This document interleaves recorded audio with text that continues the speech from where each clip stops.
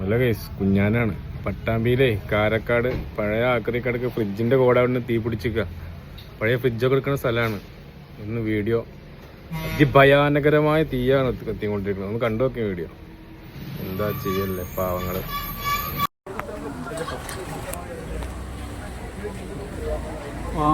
Fridge company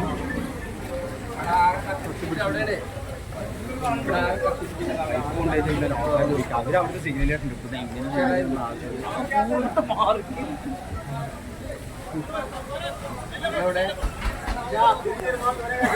ആള് കടന്നുണ്ടോ?